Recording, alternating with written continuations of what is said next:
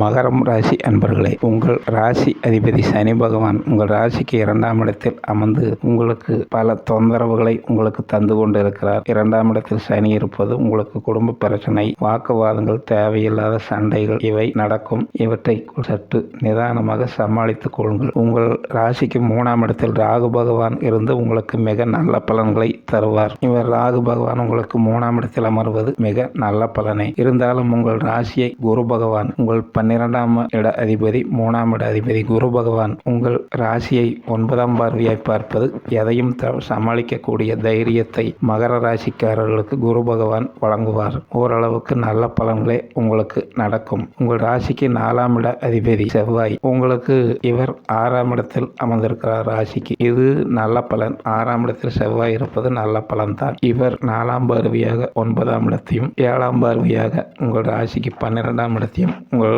ராசியை 8ஆம் பார்வையாக பார்ப்பதால் ஓரளவுக்கு செவ்வாய் பகவான் உங்களுக்கு இந்த வாரம் நல்லதும் கெட்டதும் கலந்து உங்களுக்கு வழங்குவார். செவ்வாயால் அதிக கெடுபலன்கள் கிடையாது. ஓரளவுக்கு சமாளித்துக் கொள்ளலாம் இந்த வாரம். அடுத்து உங்கள் ராசிக்கு சந்திரன் 11ஆம் இடம் 12ஆம் இடம் ஜென்மத்துக்கு வருகிறார். இந்த வாரம் சந்திரன் உங்களுக்கு நல்ல பலன்களையே அதிகம் வழங்குவார். குரு பார்வை உங்களுக்கு ராசிக்கு 11ஆம் இடத்தை சந்திரனை பார்ப்பதால் உங்களுக்கு மனதைரியம், மூத்த சகோதர உதவிகள் உங்களுக்கு எல்லாம் ஓரளவுக்கு நல்லபடியாகவே இருக்கும். சந்திரனால் கெடுபலன்கள் அதிகம் கிடையாது. சூரிய பகவான் உங்கள் ராசிக்கு இவர் 8ஆம் இட அதிபதி. இவர் உங்கள் ராசிக்கு 9ஆம் இடத்தில் அமர்ந்து குரு பார்வையுடன் இருப்பதால் ஓரளவுக்கு தந்தை வகை ஆதரவு உங்களுக்கு நல்லபடியாக இருக்கும். கேதுவும் உடன் சேர்ந்து புதனும் உடன் சேர்ந்து உங்களுக்கு சூரியன் புதன் கேது 9ஆம் இடத்தில் சஞ்சாரம் செய்கிறார்கள். குரு பார்வை அங்கு இருப்பதால் உங்களுக்கு 9ஆம் இட பலன்கள் மிக நல்லதாகவே இருக்கும். எந்த கெடுபலன்கள் இந்த 3 கிரகங்களால் உங்களுக்கு அதிகம் இருக்காது. அடுத்து